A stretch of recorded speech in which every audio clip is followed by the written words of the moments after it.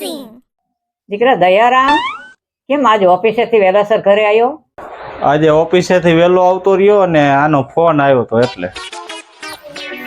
વહુ કેમ ફોન કર્યો તો?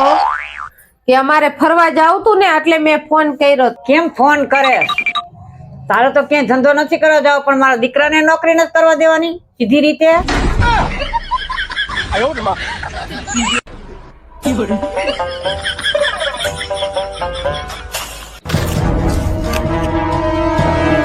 આ બાજરો લણી લીધો હે તો હાલો ને કાઢી નાખી. કેવી રીતના કાઢશે?